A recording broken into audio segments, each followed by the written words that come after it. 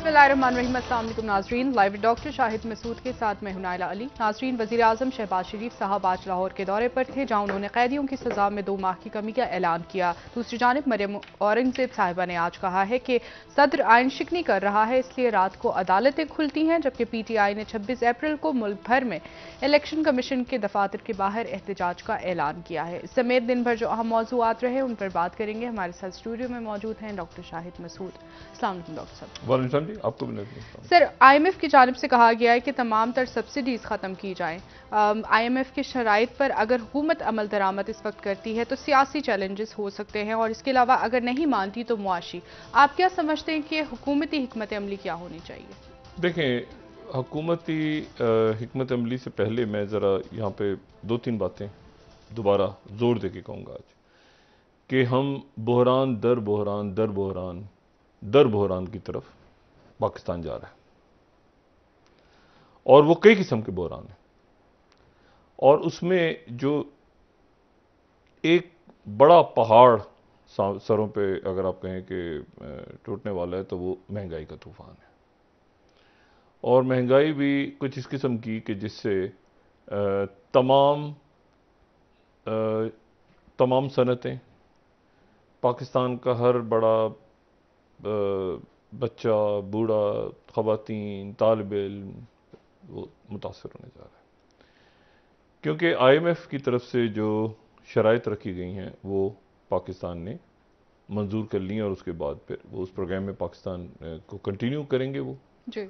और उसके नतीजे में एक तो ये कि सब्सिडी ख़त्म हो रही है पेट्रोल के ऊपर। तो पेट्रोल के ऊपर अगर सब्सिडी ख़त्म होती है तो ये पेट्रोल जो है वो 200 रुपये, अभी मेरी बात हुई डॉक्टर फ़ारूक सलीम साहब से भी और इशफाक हसन खान साहब से भी रोज़ रब्ता रहता है मुख्तलिफ हवालों से, और हफीज़ पाशा साहब की भी फिगर्स देखी, और बाकी जो अटलांटिक काउंसिल और वाशिंगटन से भी, तो कोई, लेकिन वो किस्तवार होगा, फौरी तौर पे नहीं, लेकिन आहिस्ता आहिस्ता करके ये कमिटमेंट हो गई है। ठीक।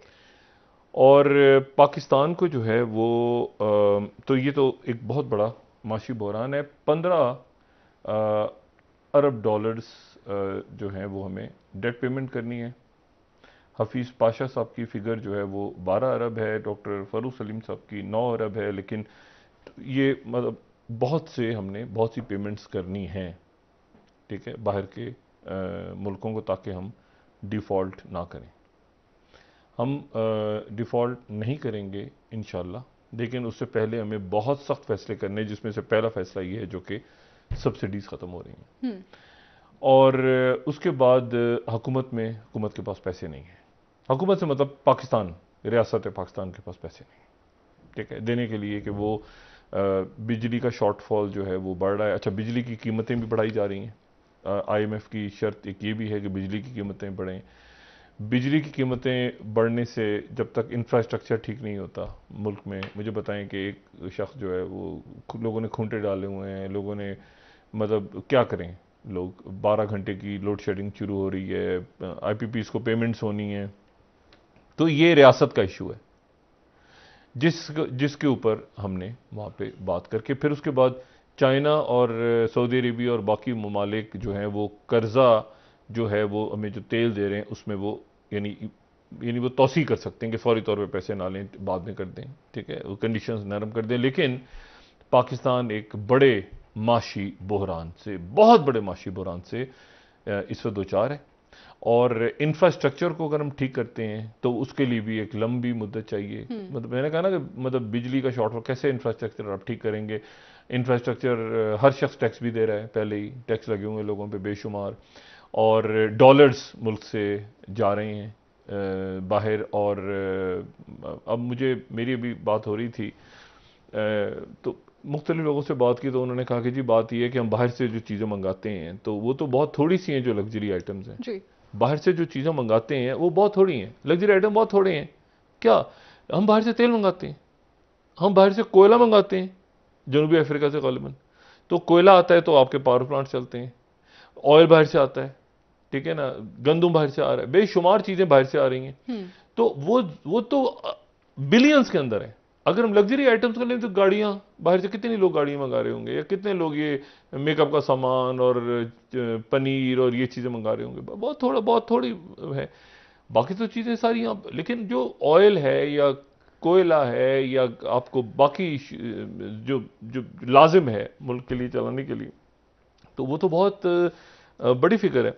तो ये जो है अब मेरा ख्याल है कि आने वाले दिनों के अंदर एक तो हमें क्या इसका असर होता है, क्या ऐलान होता है, वो सब सुन रहे हैं मुख्तलिफ शोज़ के अंदर, मुख्तलिफ टॉक शोज़ में। एक तो वो बहरान है जी। एक बहरान, उसके साथ है आपका सियासी बहरान, और सियासी बहरान बढ़ रहा है। और मैंने कल भी कहा था कि आज जो सबसे सारी खबरों में से जो एक इम्पॉर्टेंट तरीन खबर है, वो खबर जो है वो आई है जो ISPR की तरफ से आ रही है। और ISPR की तरफ से बार बार ये खबर, देखें वो एक मैसेज होता है, वो एक जुमला होता है, लेकिन वो एक जुमला जो होता है वो एक मतलब उसको एक जुमले के तौर पे मैं हमेशा कहता हूँ कि नहीं लेना चाहिए। एक जुमला जो होता है उसकी एक दफ़ा दो दफ़ा पिछले हफ्ते के अंदर आप देखें तो मुसलसल वहाँ से मुख्तलिफ हवालों से बयानात आ रहे हैं। और ये जो आज जो बात हुई है वो ये हुई है कि जी सियासत के अंदर, यानी सियासी मुखालफिन आगे पीछे बात चल रही है, सियासत चल रही है, अच्छा कैसे हुआ, ये हुआ, ठीक हुआ जी, अदम एतमाद था, अच्छा साजिश थी, मुदाखलत थी, ये चल रहा है सारा इशू। लेकिन उसी में कहीं दरमियान में पाकिस्तान की फ़ौज के ख़िलाफ़ एक सिलसिला शुरू हुआ, और पाकिस्तान की फ़ौज के ख़िलाफ़ शुरू हुआ, और वो बाकायदा वो एक आप समझें कि एक बज़ाहिर ऐसा लगता है कि एक मुहिम से, कंपेन सी चल रही है। फैसले जो होते हैं वो मुख्तलिफ शख्सियात के फैसलों के ऊपर खुली टुली डिबेट हो सकती है कि जी ये आपने ऐसे क्यों किया, ये ऐसे नहीं होना चाहिए, ये ऐसे होना चाहिए, ये ऐसे बिल्कुल ठीक है, इसको थोड़ा यूँ कर लें, यूँ करें। लेकिन ये बाकायदा ऐसा लगता है कि एक मुनज़्ज़म प्रॉपर एक कंपेन है जो कहीं से स्टार्ट हो रही है, और वो फ़ौज के अगेंस्ट है। साथ ही जो है वो आज सुबह कोई 100 लोगों की आँख खुली तो 100-125 लोगों के नाम ECL से निकल चुके हैं। और शहबाज शरीफ साहब जो हैं उनकी हुकूमत टेक ऑफ नहीं कर पा रही, मैं बार बार कह रहा हूँ। और उसकी वजह आप ये देख लें ना कि आज अचानक मोहसिन दावड़ साहब ने कहा कि मैंने हज पे जाना था, लेकिन बाकियों के नाम निकल गए, ECL से मेरा नाम तो नहीं निकला। और मोहसिन दावड़ साहब को काबीना में लाया जाए, इसके ऊपर गए थे बिलावल भुट्टो जरदारी साहब लंदन, लेकिन इससे हटके और भी मामला तय करने के लिए गए थे वो नवाज शरीफ साहब के साथ, जिसमें एक नया मिसाक जमहूरियत। अब वो नया मिसाक जमहूरियत तो अभी तक सामने नहीं आया, उसका खदो खाल वो क्या होगा, वो आइंदा कभी होगा। क्या नवाज शरीफ साहब पंजाब की सीटें देंगे, क्या वो नवाज शरीफ साहब के, मैं रोज़ वही बात कर रहा हूँ कि मैं इस लॉजिक को समझने से कासिर हूँ कि वो कैसे जहांगीर तरीन साहब को भी देंगे तो अलीम खान साहब को भी देंगे, तो वो मतलब है कि कोई और इसमें कहीं तहरीक लबैक भी रजिस्टर्ड पार्टी के तौर पे मौजूद है, PTI मौजूद है, तो कैसे वो पीपल्स पार्टी को कितनी सीटें देंगे और कैसे एडजस्टमेंट होगी, सीट एडजस्टमेंट कैसे होगी, क्योंकि मुस्लिम लीग नून का वोट बैंक जो है वो पंजाब है। अब जो सब्सिडीज आने खत्म हो रही हैं, तो सब्सिडीज खत्म होने का सबसे पहला, एक तो कराची के अंदर लोड शेडिंग शुरू हो गई है, तो वहां पर जो सनतकार हैं वो चीख रहे हैं, ठीक है, वहां प्रोडक्शन और ये वो सारी। हल ये है, तरीका ये है कि आप बाहर से कम मंगाएं चीजें, लेकिन मुल्क के अंदर से बाहर भेजें, यानी आप जो है वो बरामद, ताकि बरामद बेचें दुनिया भर को।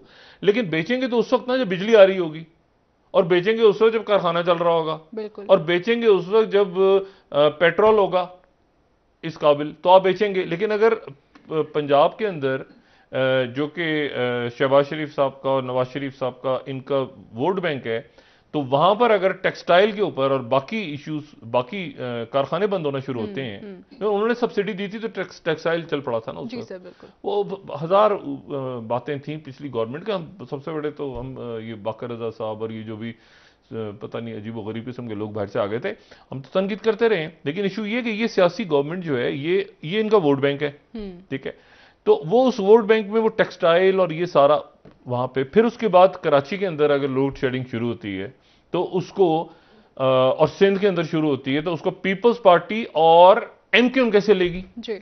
अभी आपको याद है वो इलेक्ट्रिक के बाहर शुरू हो गए थे मुजाहरे और वो बड़ा मुश्किल था, उसको वो कैसे लेंगे। एक है कि जो आप बैठ के यहां पर वजारतें और सारे मामला तय हो रहे हैं। अच्छा, और मैं पहले दिन मैंने एक रिक्वेस्ट गुजारिश कर सकते थे कि इत्यादी जो है वो जरा थोड़ा सा खामोश होकर बैठे, थोड़े दिन ये सेटअप को चलने दें। बदकिस्मती से वो नहीं हो रहा। बदकिस्मती से जो शख्स आ रहा है वो एक मुझे ये वजारत दे दो, मुझे 4 दे दो, मुझे 5 दे दो, 6 दे दो, 7 दे दो, उस पर वो बढ़ते बढ़ते बढ़ते अजाब बन गए। और उसके नतीजे में कभी ये नाराज हो जाए, कभी वो नाराज हो जाए, इसको पकड़ो उसको पकड़ो। तो ये एक हुकूमत एक अजीब सा मामला है इसमें, जिसमें सियासत भी है। जी। देखिए ना, अब मिसाल के तौर पे अब ये अगर सख्त फैसला होता है तो सख्त फैसले के नतीजे के अंदर ये भी नहीं कह सकते कि आप ये 1.5 साल हुकूमत रहेगी। अदालत का फैसला वहां से आने वाला है, मुनर्रफ अरकान को क्या करना है क्या नहीं करना। इमरान खान साहब, तहरीक इंसाफ ने कह दिया कि हम 26 तारीख से इलेक्शन कमीशन के बाहर जो है वो एहतजाज करेंगे, और उसके बाद उनका लॉन्ग मार्च भी कहीं एग्जिस्ट कर रहा है, और साथ ही जो है वो चीफ इलेक्शन कमिश्नर उन्होंने कहा इस्तीफा दे दो, और चीफ इलेक्शन कमिश्नर जो है उन्होंने कहा मैं क्यों दूं इस्तीफा।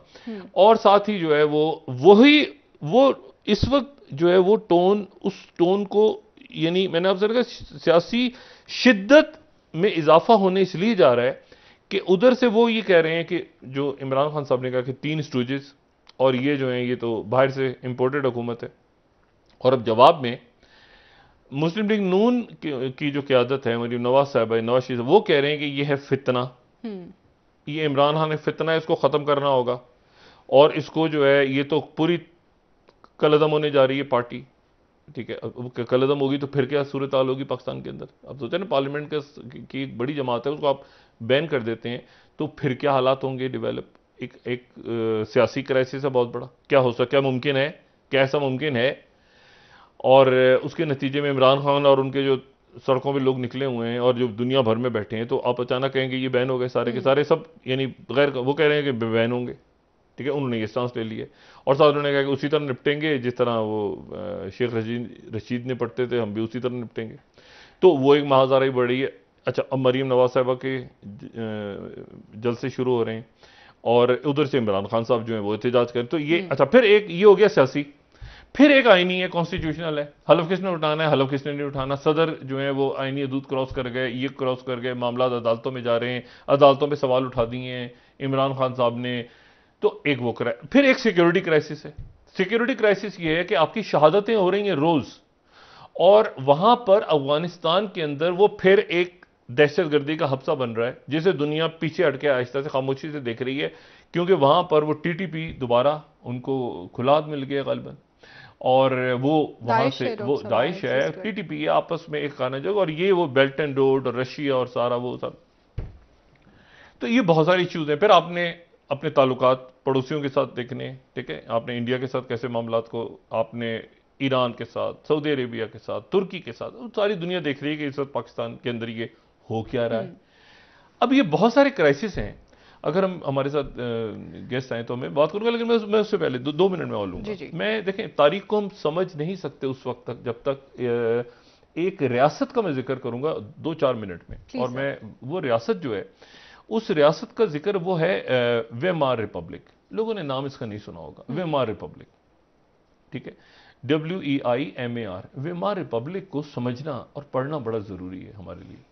और हम वेमार रिपब्लिक को अगर थोड़ा सा समझेंगे तो फिर हम देखेंगे कि दुनिया में किस तरह से कौन सी शख्सियत सामने आती है। वेमार रिपब्लिक, देखिए, जर्मनी जो है, जब पिछली सदी शुरू हुई, यानी 20वीं सदी, तो जर्मनी जो है वो एक बड़ा खुशहाल मुल्क था यूरोप का। यानी 1870-71 में जब वहां पे सल्तनत कायम हुई, जर्मन सल्तनत, तो वो जो है वो सनती इनकलाब वहां पे आ चुका था बहुत पहले।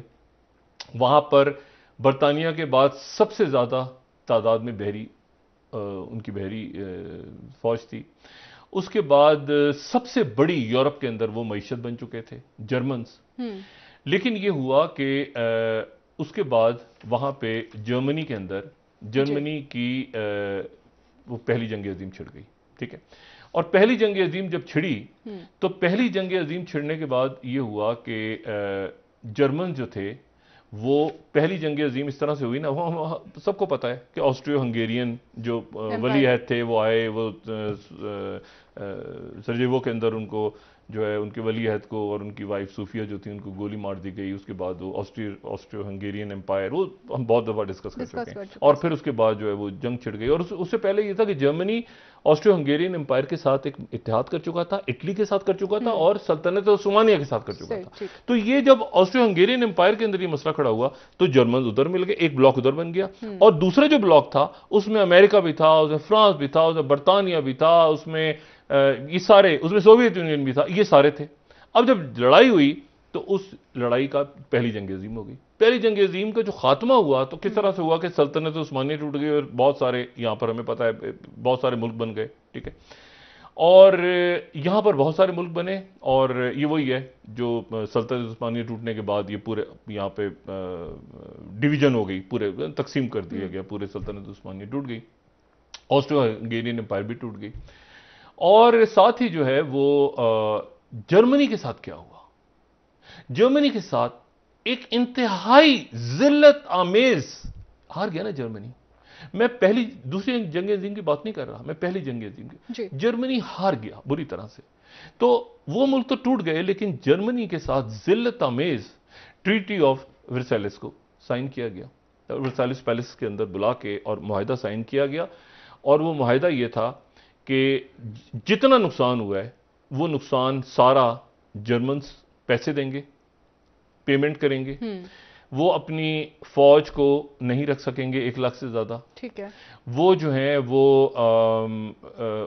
उनके पास फजाइया नहीं होगी, ठीक है, मतलब एक जिल्लत आमेज किस्म का, ठीक है, और वो एक तरह से महकूम, बहुत ही जिसको कहते हैं सरेंडर करवाया गया जर्मन से कि पैसे सारे दोगे, बिलियंस। उस जमाने गोल्डन मार्क होते थे, गोल्डन मार्क जो है वो जर्मनी से, और उनके जो बादशाह थे, जो आखिरी किंग थे उनके, कैसर के नाम से, तो उनको उनके ओहदे से हटा दिया गया, और ये 1918 में हुआ, 1918 में।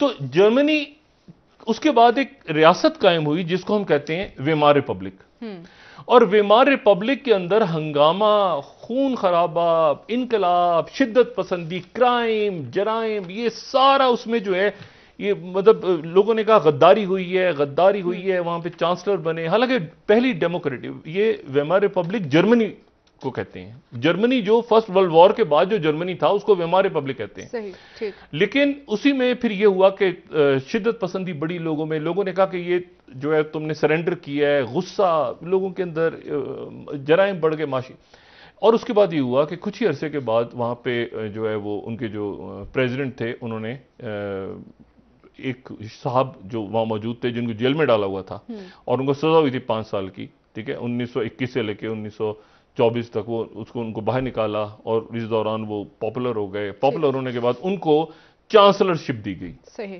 और वो चांसलर बने, और उसके बाद ये हुआ, वो पूरा माहौल था एक खास माहौल में जहां पर जिल्लत, उस मुल्क को जो बहुत उभरा हुआ था, जब जिल्लत बहुत जिल्लत आमेज शिकस्त और फिर सरेंडर करवाया गया, तो वहां पे वो शख्स उभरा, और उसने बगावत, लड़ाई, मार कुटाई कर करा के वहां पे जो है वो पहले तो उनकी एक नेशनल पार्टी से वो फिर दूसरी पार्टी बनी, और दूसरी पार्टी बन के उसको चांसलर बना दिया। चांसलर वो बना, और उसने चांसलर बनने के 5-6 सालों के अंदर अंदर मईशत पे काबू पा लिया। लेकिन मईशत पे काबू पाया, लेकिन साथ ही उसके अंदर ये, क्योंकि एक ऐसी एक माहौल था जिसमें उसने कहा हमसे गद्दारी की है, ये यहूदियों ने हमारे साथ ये गद्दारी की है, ये हमारे लोगों ने दाएं बाएं जितने मौजूद थे उन्होंने हमें स्टैब किया है, हमारे लीडरों ने, पुराने लीडरों ने स्टैब किया। एक खास किस्म का माहौल बना, और वो जो शख्स था उसको तारीख कहती है हिटलर। हिटलर उस माहौल की पैदावार है, वो जो माहौल सारा, जैसे हम कहते हैं ट्रंप क्यों है, ट्रंप एक खास माहौल की पैदावार है, जिस माहौल में अमेरिका में आज भी लोग उसको कहते हैं कि उसने स्टेटस को तोड़ा, ये किया, अमेरिकन से खत्म किया, लेकिन उसको लोग चाहते हैं क्योंकि उसकी वजह ये कि वो कहता है कि लॉबीज क्या होती हैं, मीडिया क्या होता है, तो गैर मामूली सूरत हाल में वो हिटलर इस काबिल हो गया कि उसने कुछ अरसे के बाद पोलैंड पर अटैक किया, फ्रांस और ब्रिटेन कूद गए, सेकेंड वर्ल्ड वॉर शुरू हो गई। तो ये माहौल जो होते हैं ना, माहौल के नतीजे में शख्सियात फिर जन्म लेती हैं और किसी और तरफ निकल जाती है, मामलात कहीं और निकल जाते हैं। ये मैं डिस्कस क्यों कर रहा हूं, इसकी मैं वजह बाद में आपको बताऊंगा, लेकिन सबसे पहले जो पाकिस्तान के मौजूदा बहरान है, जनरल गुलाम मुस्तफा साहब को हम उनसे बात करते हैं। जनरल साहब अस्सलाम वालेकुम। जी वालेकुम अस्सलाम डॉक्टर साहब। जनरल साहब, बहुत सारे बहरान, हम कोई तारीख भी से भी सीखने की कोशिश करते हैं, कुछ मुस्तकबिल की वॉर गेमिंग भी करते हैं, वो भी सारा देखते हैं सिलसिला। लेकिन मैं आपसे सिर्फ ये पूछूंगा कि बहुत सारे बहरान हैं। पहले तो जरा मुख्तसर सा मुझे ये बताएं, ये साजिश और मुदाखलत का जो मामला चल रहा है इस वक्त कि पाकिस्तान में गवर्नमेंट चेंज हुई है, कैसे हुई है, क्या हुई, इस पे आपका क्या नुक्ता नजर है, क्या क्या हुआ है ये? देखिए, मुझे जहां तक कोई इस मसले में शक है, वो तो शक की गुंजाइश नहीं है मेरे लिए। अच्छा। साजिश एक डिफरेंट अमल है, लेकिन ये जो सब कुछ हुआ है पाकिस्तान के अंदर, जिस तरीके से ये हुकूमत तब्दील हुई और जिन हालात में तब्दील हुई है, इसमें इंटरवेंशन हुई है। That is my considered opinion, doctor साहब। एक मिनट, आप कह रहे हैं इंटरवेंशन हुई है? जी, अच्छा। ये मेरी कंसिडर्ड ओपिनियन है और उसकी वजूहत हैं ऐसी। अच्छा। वजूहत जो एक तो हम ये देख रहे हैं, जो हमारे सामने सियासी वजूहत आपको नजर आती हैं, लेकिन कुछ आपने तस्करा फरमाया था, आपने जब ये इंट्रोडक्शन दे रहे थे, कि इस पूरे खित्ते के कुछ हालात हैं जो अमेरिका को बिल्कुल सूट उस वक्त तक नहीं करते जब तक या तो ये खित्ता टोटली उसके अंडर कंट्रोल ना हो, नंबर एक। अगर नहीं हो सकता कि ऑन दी बॉयल ना हो, यहाँ पे स्टेबिलिटी ना हो बिल्कुल। पाकिस्तान की सूरत हाल आपके सामने है। अगर पाकिस्तान स्टेबल हो जाए और अपने किसी तरक्की की तरफ चल पड़े, रिगार्डलेस कौन भी गवर्नमेंट चला रहा हो, उसको पीटीआई हो या पीडीएम हो, जो भी हो, अगर ही चल पड़े तो ये भी अमेरिका को सूट नहीं करता। तो इसलिए पाकिस्तान को, अफगानिस्तान को डिस्टेबलाइज रखने में बहुत बड़ा किरदार है अमेरिका का। इसलिए मैं ये समझता हूँ कि ये इंटरवेंशन है, जिसका नतीजा ये देख लीजिए। मैं पहले दिन से यह कह रहा हूँ, जब से ये तहरीक अदम एतमाद, देखिए सब कुछ अचानक तो हो नहीं जाता ना, ठीक है, बातें हो रही थी, सब कुछ हो रहा था, लेकिन आपस में मिलकर बैठ नहीं रहे थे। अचानक तहरीक अदम एतमाद आती है। मैं उस दिन से कह रहा हूँ, 7 तारीख का मेरा ट्वीट भी निकाल के देख लीजिए। इसके नतीजे में जो भी रिजल्ट हुआ, पास हो फेल हो, that is not the issue. Pakistan और डिस्टेबलाइज होगा। और आज वही, आप भी वही बात कर रहे हैं, मैं भी वही बात कर रहा हूँ। इसलिए मैं ये समझता हूँ इंटरवेंशन हुई है पाकिस्तान। अच्छा, इंटरवेंशन से मुराद आपकी, आप अपना ओपिनियन क्या समझते हैं, इसको कंस्पिरेसी कहेंगे आप? जी, कॉन्स्पिरेसी नहीं, कॉन्स्पिरेसी तो वो नहीं कि सामने लोग बैठ के बात करते हैं। अच्छा। Conspiracies, for example let's say, अब आपने, अगर आपने देखा हो, कुछ अर्सा पहले एक न्यूज ब्रेक हुई थी, पाकिस्तान नहीं कर सका था, एक जर्मन सदम ने ब्रेक की ये न्यूज के भाई इंडिया में बैठे हुए चंद लोग, उन्होंने पाकिस्तान के खिलाफ एक मुहिम जारी की हुई है। तमाम तर कोशिश के बावजूद पाकिस्तान को एक टेररिस्ट स्टेट डिक्लेयर किया हुआ है, और वो पता ये चला कि वो फेक सब कुछ चल रहा था। That was conspiracy. और रिजल्ट ये था कि आपके सामने पाकिस्तान एक टेररिस्ट स्टेट के तौर पर सारी दुनिया वही बात कर रही थी, अमेरिका वही बात कर रहा था। अभी लेटेस्ट जो हुआ है 2+2 भारत और अमेरिका का, वहां पर उसने फिर पाकिस्तान को वही ताना दिया है। तो that is, those are the conspiracy intervention. जब आपके हालात मुल्क के अंदर कोई चीज ऐसी हो, जब हालात एक दिगर पे चल रहे हो, अभी आप रमनार उसका तस्करा कर रहे थे, तो एक दिगर पे चल रहा था हालात, तो सडनली उसके अंदर आप देखिए रेस्टा को आग लगी, उसके बाद क्या हुआ सारी दुनिया जानती है। वो हालात को अपने तरीके के मुताबिक इस्तेमाल करना, ये वो चीजें हैं जो इंटरवेंशनिस्ट करते हैं और होती रही है पाकिस्तान से पहले। अच्छा, यानी आप ये समझते हैं कि ये पूरा जो सेटअप चेंज हुआ है, ये अमेरिकन इंटरवेंशन इसमें है, आप ये कह रहे हैं? जी, मैं ये कह रहा हूँ जी।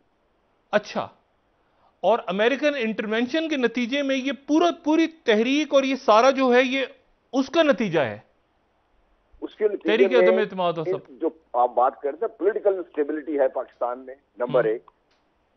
पाकिस्तान के जो मुहतरम इदारे हैं, चाहे वो आपकी अदलिया है, चाहे अफवाज है, वो अंडर अटैक हैं। पाकिस्तान की इकोनॉमिक कंडीशन जिस हालत में है वो आपके सामने है। और अभी जो रिपोर्ट्स आ रही हैं, गंदम की जो पैदावार है बड़ी कम हो रही है। फ्यूल शॉर्टेजेस ऑलरेडी, लोग लड़ना शुरू कर दें आपस में। तो ये जो सूरत हाल है, ये अचानक नहीं बन गई सब। अच्छा, तो यानी आपका ख्याल ये है कि ये सारा वेल प्लान्ड है, मतलब ये आपका कंसिडर्ड ओपिनियन, ये आपने बड़ा, यानी आप इस पे बिल्कुल, यानी आप यानी बिल्कुल तय कर चुके हैं और बिल्कुल आपका एक ओपिनियन है कि ये जो भी कुछ है ये बाहर से खेल खेला गया है, ये समझो? जी, जी, मैं ये कंसिडर्ड ओपिनियन इसलिए कह रहा हूं। देखिए, मैं बाहर आपके प्रोग्राम में शायद बात हुई हो, उससे पहले ही बात करता रहा हूं कि अफगानिस्तान से जब कह रहे थे अमेरिका निकल गया, मैं उस वक्त से शोर मचा रहा हूँ कि अमेरिकन फौज निकली है, अमेरिका इस खिते से नहीं निकला, मैं भी यही कह रहा हूँ अमेरिका इस खिते से नहीं निकल सकता जी। और इस खिते के बारे में अमेरिका एक अज़ाइम है, और अज़ाइम की रोशनी में जो मैं समझता हूँ वो मैंने आपके सामने अर्ज कर दिया। तो इसका हल क्या है अब? देखिए, यानी आप इसमें यहां पर आप इमरान खान साहब के पॉइंट ऑफ व्यू से एग्री कर रहे हैं या जो हुकूमत है उनके पॉइंट ऑफ व्यू से? नहीं, मैं किसी को पॉइंट ऑफ व्यू से एग्री नहीं कर रहा, मैं अपना पॉइंट ऑफ व्यू डॉक्टर साहब आपको दे रहा हूँ। क्या हल है फिर? अच्छा, आप कह रहे हैं कि बाहर से इंटरवेंशन हुई है, लेकिन अब हल क्या है इसका? हल इसका देखिए, हल इसका ये है, मेरे नजदीक इस वक्त जिस तरीके से हम आपस में दस्तो गरेबान हैं और जो आगे होने जा रहा है, इमरान खान साहब जिस तरीके से पीटीआई को लेके चल रहे हैं और जो हुकूमत में लोग बैठे हुए जो दावे कर रहे हैं कि हम पीटीआई को ये कर देंगे, पीटीआई को वो कर देंगे, इस टकराव का नतीजा क्या होगा आगे डॉक्टर साहब? जिस तरीके से अफवाज पाकिस्तान और अवाम के दरमियान फासला पैदा करने की कोशिश की जा रही है, उसका नतीजा क्या होगा डॉक्टर साहब? जिस तरीके से अफवाज के अंदर अपनी सीनियर लीडरशिप और रैंक एंड फाइल के दरमियान जो तफरका पैदा करने की कोशिश की जा रही है, उसका नतीजा क्या होगा डॉक्टर साहब?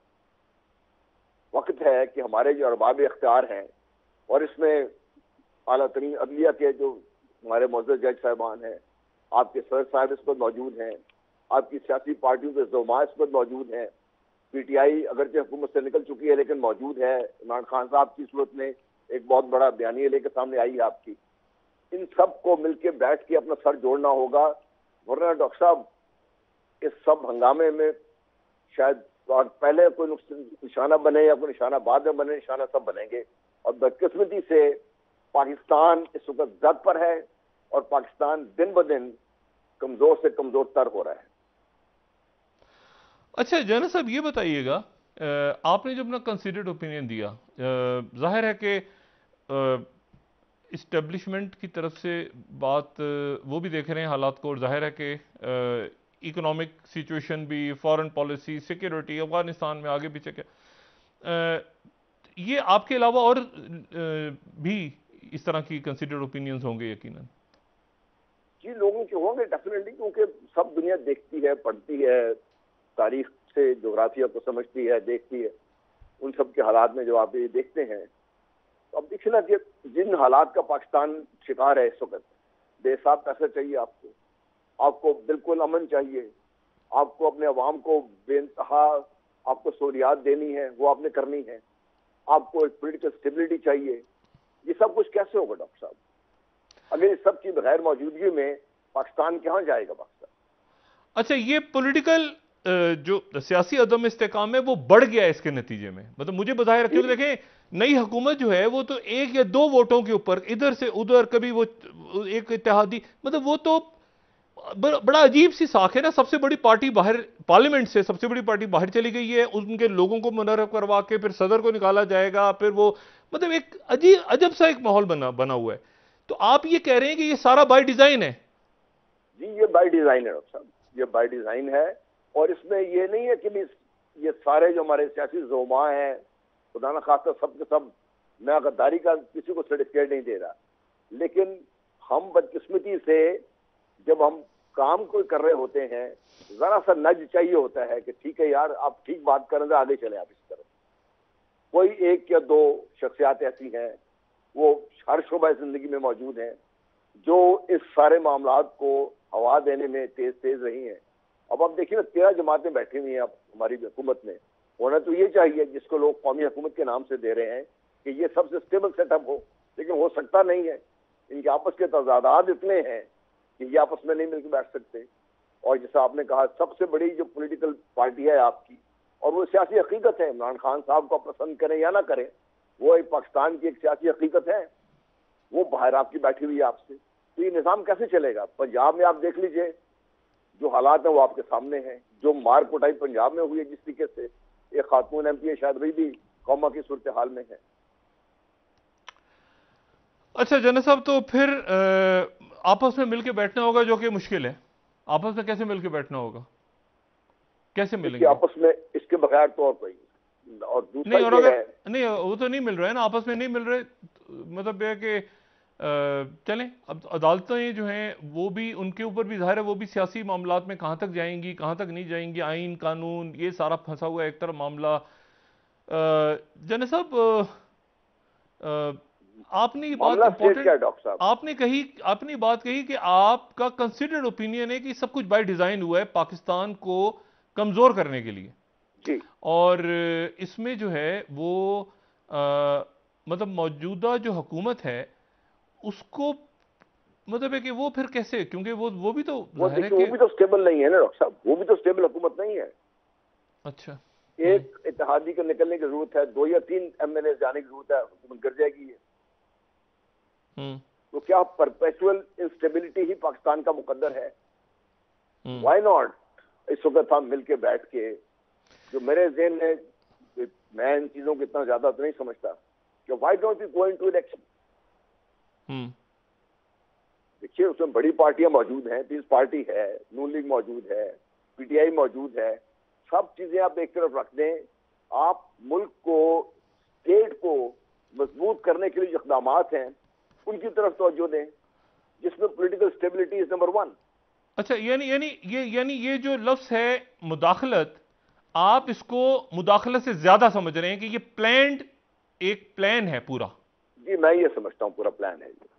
ये सिंपली एक लफ्ज नहीं है कि उन्होंने बुला के कह दिया ऐसे करके, नहीं, ये पूरा प्लान है जिसमें पाकिस्तान को फंसा दिया गया है। और जनरल साहब बहुत शुक्रिया, थैंक यू वेरी मच जी, थैंक यू जनरल साहब, थैंक यू। बहुत सारी हम बातें डॉक्टर साहब, जनरल साहब ने इंतखाबात की भी बात की कि नहीं वो देखें ना पहले, अब क्या सूरत हाल है इस वक्त, फिर वापस आते हैं, देखिए कि इस वक्त क्या सूरत हाल है। सियासी अदम इस्तेकाम, मौजूदा हुकूमत चंद वोटों पे एक सेटअप खड़ा हो गया आके, अचानक हुआ है ना, मतलब है कि ये इस साल के बाद भी हुकूमत जो है वो जा सकती थी इमरान खान साहब की। अच्छा, उसके नतीजे तहरीक जमहूरी तरीके से गई, जैसे भी गई, लेकिन सबने देखा इधर से लोग उधर गए, कैसे गए। अच्छा, बज़ाहिर तो आपको जमहूरी नजर आ रहा है, लेकिन फिर उसके बाद क्या हुआ? फिर कहते हैं लेसन्स लर्नड। वो हर जंग के बाद आप देखते हैं कि एक मिनट ठहर जाओ, वो एक बहुत ही पुरअमन सा मुल्क था, ठीक है, एक सबसे खूबसूरत रियासत थी यूरोप की, जो कि चंद सालों के बाद, जो कि जहां पर आपको सबसे बड़ा एक फैशिज्म और सबसे बड़ा फाशिस्ट लीडर उस रियासत से नजर आता है, और वो हिटलर है। लेकिन पीछे जाके देखें तो अब देखेंगे माहौल क्या था जिसकी पैदावार, माहौल क्या था जहां ट्रंप पैदा हुआ, ठीक है ना, क्या माहौल था, कौन सा सिस्टम था जहां एक दूसरे ने कहा कि सब बकवास है, ठीक है, कोई जंग नहीं हुई उसके दौर में कोई जंग नहीं छिड़ी, ठीक है। तो बात यह है कि, और उससे पहले ड्रोन्स और ये सारा, तो उसने वो तो कब किया। मैं ट्रंप को बिल्कुल, यानी ये नहीं कि मैं कोई ट्रंपिज्म के यहां पे फेवर कर रहा हूं, मैं कह रहा हूं एक माहौल के अंदर वो कैसे कोई शख्सियत निकल के सामने आती है, वो डिक्टेटर हो या जो भी हो, लेकिन वो एक माहौल होता है। और उसके बाद वो जो जिल्लत आमेज शिकस्त हुई उसके नतीजे में, और यही आपको सूरत हाल चाइना में नजर आती है कि कम्युनिस्ट पार्टी का, यही आपको सूरत हाल जो है वो और मुल्कों में नजर आती है। तो अब इशू सारा ये है कि इसमें अचानक आपको आईनी बहरान उसके बाद पैदा हो गया, उससे पहले नहीं था। आपका माशी बहरान बढ़ गया नहीं, और ये इस माशी बहरान, इसके नतीजे में उनकी तरफ से भी कोई आपको कंसेशन नहीं मिला कि जाइए आप जाके, और ऐसा है कि हम आपको आपको बेल आउट पैकेज देते हैं, हम आपको बेल आउट कर देते हैं, छोड़ दें आप 1 साल तक जो है आप इलेक्टेड यहां पर आपने अदम एतमाद आप लेकर आए, तो जाए हम आपको 1 साल के लिए जो है वो रिलीफ दे देते हैं, ठीक है। नहीं, उनकी तरफ से कंडीशंस वही हैं, फौरी तौर पे करो।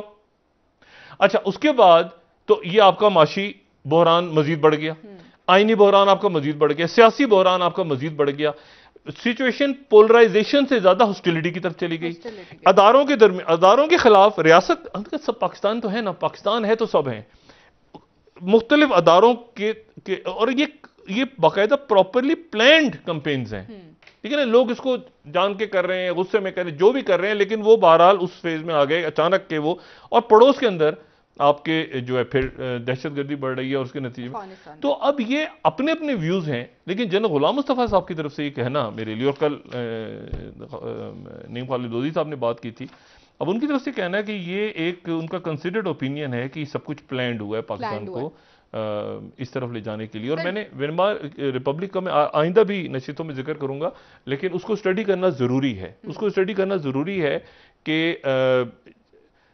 मुल्क किस तरह से, अब उस वक्त लोग क्या सोच रहे थे, बाद में क्या हुआ, पहले क्या। एक ले लेते हैं, वापस आके बात करेंगे मजीद आपसे। नाज़रीन, एक ब्रेक, हमारे साथ रहिए।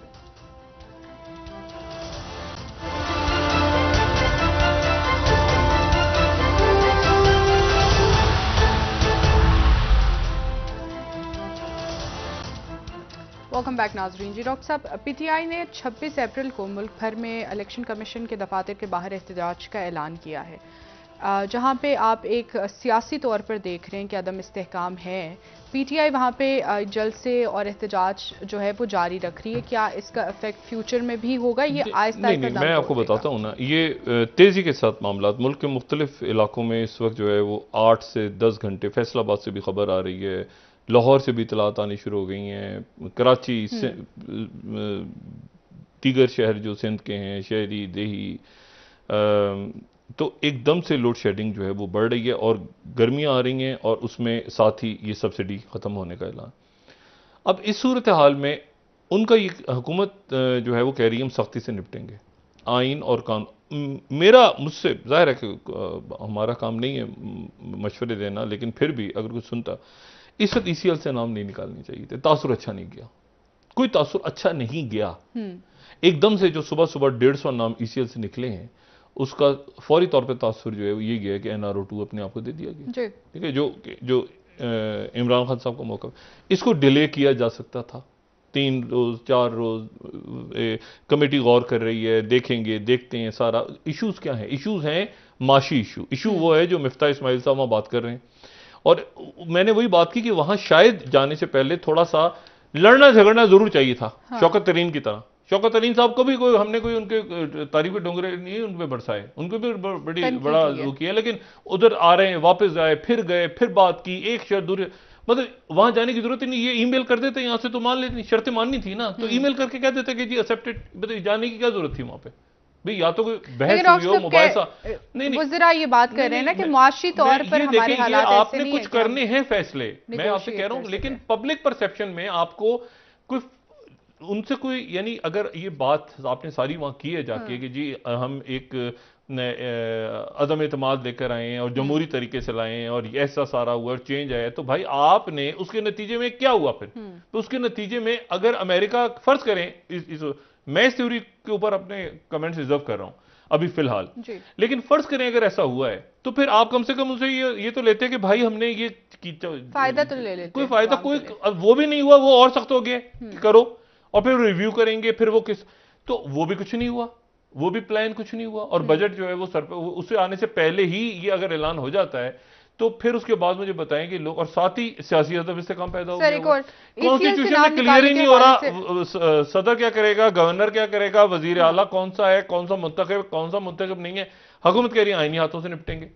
अच्छा, वो बजाय इसके सर हुकूमत जो ECL से नाम निकालने की बात करी और निकाल भी चुकी है बहुत सारे शख्सियात के नाम, क्या जो एक तासुर था कि इदारों को सियासी मकासद के लिए इस्तेमाल किया नहीं, अदारे ने नहीं निकाला, ये तो काबीना ने ना, खुद हुकूमत, जाहिर हुकूमत में है तो कैसे वजीर आजम जो है उनका नाम ECL पे, तो बाहर नहीं जाएंगे मुल्क से, अपना नाम उन्होंने निकालना ही था ना। देखो मिफ्ता इस्माइल साहब, बहुत सारे लोग निकाले गए। मेरा कहने का मकसद सिर्फ ये है कि इससे पहले और बहुत सारे काम थे, इससे पहले और बहुत सारे काम ये इत्तेहादी हुकूमत जो है या काबीना के जो मुशीरान हैं वो शहबाज शरीफ साहब से ही कह सकते थे कि आप 2-4 दिन, और इनके इत्तेहादियों से भी गुजारिश थी, जोड़ के की थी कि खुदा का वास्ता इस वक्त वजारतों पर आप सौदेबाजी ना करें। इस वक्त ये लोगों पर ना मिसाक जमहूरियत होगा तो अगले सेटअप में इतनी सीटें होंगी, तो इस वक्त इशू ये नहीं है। इशू ये है कि ये एज ए पाकिस्तानी अब ये देखें कि यहां पर इस वक्त क्राइसिस कैसे, कौन से पैदा हो गए इस वक्त? आईनी इस वक्त माशी क्राइसिस, सबसे बड़ा तो माशी करो सिक्योरिटी क्राइसिस है। आपका ध्यान लोगों का नहीं जा रहा। रोज एक प्रेस स्टेटमेंट आती है जो खबरों में कुछ 6-7वें नंबर पे होती है, इतनी शहादतें हो गई, ठीक है, और आपकी खारजा पॉलिसी कैसे आपने करनी है। अब इशू ये है सारा, और इंतहाई अनस्टेबल हुकूमत है। मैंने कहा ना, यानी शहबाज शरीफ साहब जो हैं वो अपने 2 इत्तेहादियों को मनाते हैं तो तीसरे इत्तेहादी पीपल्स पार्टी वापस आके वो कहेगी सारे हमने मनाए, इत्तेहादी तो सारे हमने सारे किए, और वो क्रेडिट भी लेगी, वो क्रेडिट लिया हुआ उन्होंने, पीपल्स पार्टी ने किया है ना। तो वो अगले इलेक्शन, अगले इलेक्शन में उससे सीटें, और भाई वहां तक जब पहुंचेंगे तो देखा, अभी तो यहां से लोगों को निकाले ना कि माशी बहरान और सिक्योरिटी का क्राइसिस जो फौरी तौर पर है और जिसमें रिलीफ देना लोगों को अगर मुश्किल है, तो लोगों को लूटमार तो ना नजर आए ना कम से कम, या ये तो ना नजर आए कि यार ऐसे लोग जो कि, मतलब इसमें बहुत सारे लोग सियासी बुनियादों में, लेकिन बहुत से लोग ऐसे हैं जो हकीकतन क्रिमिनल्स हैं। एक आदमी जो है वो पाकिस्तान के, ये 6 बिलियन उसके पीनट्स हैं 6 बिलियन, मतलब $6 बिलियन पीनट्स हैं, ठीक है। बात ये है कि पाकिस्तान का बजट, वो जो IMF के पास जा रहे हैं वो एक तरफ, और एक आदमी या 2 लोगों की जेब में जो इतना पैसा पड़ा हुआ है। अब इशू सारा ये है, और कुछ जो है वो सियासी बुनियाद पे थे, बिल्कुल उनका निकालना जरूरी था, लेकिन ये कि इंप्रेशन इसको किस वार अंदाज में, ये और बहुत सारी चीजें हो रही हैं। मैं अब उस पर मैं सिर्फ ये कह रहा हूं कि उधर इमरान खान साहब जो हैं वो कह रहे हैं कि अब ये हम करेंगे, अच्छा वो पहले से उन्होंने कह दिया ये तो बैन होने वाली है। अच्छा अब इसको मुझे बताएं, आज से 3 या 4 महीने पहले ये चल रहा था एक तरफ, ये इलेक्शन कमीशन का सारा, और लोगों का ज़हन भी था फॉरेन फंडिंग है तो क्या इसमें हो सकता है, इसमें मतलब मुख्तलिफ बातें आ रही थी। अब एक खास मरहले में जाके अब जब हुकूमत तब्दील हुई है, अब आप बैन करते हैं। उस वक्त वो बैन होता है इलेक्शन कमीशन के तहत कुछ और था, अब अचानक बैन हो जाता है। तो मुझे बताएं इसको, और पार्टी बैन हो जाती है और उनको सियासत से नाअहल कर दिया जाता है इस मरहले पे, तो मुझे बताएं कि वो फिर मुल्का खड़ा होगा जाके, और वो कह रहे हैं कि पीपल्स पार्टी और पीएमएल इनका भी करो। मैं आपसे जो बात कह, और हुकूमत खुद ही कह रही है कि बैन होने जा रहे हैं, मतलब आप हुकूमत को ये नहीं कहना चाहिए। हुकूमत कहे कि देखते हैं इलेक्शन कमीशन से क्या होगा, हुकूमत के वो कह रहे हैं कि जी ये तो अब अनकरीब जेलों में पड़े होंगे, सारे बैन होंगे और ये होगा, और ये तसादुम की तरफ अगर मुल्क जाएगा तो उसके नतीजे में माशी बहरान और अंदरूनी खिलफशार और आपके सिक्योरिटी के क्राइसिस और अनरेस्ट, पोलिटिकल अनरेस्ट, और ये सारी बातें बाद में हैं। थोड़ी देर के लिए जरा अपने आप को उससे उठ के जरा कि हम इस पार्टी के, हम उस पार्टी में, हमारा ये ओपिनियन है, हमारा ये ख्याल है कि हम पाकिस्तान है यार, बेशक ठीक है, हमारा एक पासपोर्ट है, हम पाकिस्तानी हैं, हम जहां भी जाते हैं हमें एज अ पाकिस्तान में, हमसे एयरपोर्ट पे ये नहीं पूछा जाता कि आप पीटीए के हैं, पीएमएलएन के हैं। अब वो पासपोर्ट चेक करते हैं आपका, अगर पाकिस्तानी हो फिर आपको रिस्पेक्ट करते हैं। अगर आप इस सोच पे आ जाएंगे ना अपनी, लेकिन मुसीबत ये कि इतने सारे बहरानों का एक साथ पैदा हो जाना, मेरा ख्याल ये था पहले शायद कि इसके नतीजे में ये जो, लेकिन अब आप देखते हैं ना पीछे जाके कि उसके बाद से क्या वाकयात पेश आ रहे हैं, तो फिर आपको ऐसा लगेगा कि ये तो बहरान दर बहरान दर बहरान दर बहरान, और उसमें शहबाज शरीफ साहब की हुकूमत, और बात क्या हो रही है, अगले मिसाके जमहूरियत, अगला इलेक्शन जो होगा तो। बहुत शुक्रिया डॉक्टर साहब। और जो संजीदा शख्सियात हैं यकीनन वो ये बैठ के हुकूमत में भी हैं यकीनन, तो वो भी सोच रहे होंगे कि यार ये इस वक्त हमने कैसे निपटना है इन मामलों से, लेकिन ये है कि वो बदकिस्मती से मुल्क जो है वो मजीद बुरानों की तरफ जाता नजर आ रहा है। बहुत शुक्रिया, अल्लाह ताला खैर करे, अल्लाह खैर करे। नाज़रीन कल इंशाल्लाह दोबारा आपसे मुलाकात होगी। मुझे नाइला अली को इजाजत दीजिए। अल्लाह हाफ़िज़ जी डॉक्टर साहब। अपने दोस्तों, रिश्तेदारों, गिरदोनवाह के लोगों का सब ख्याल रखिएगा। अल्लाह हाफ़िज़।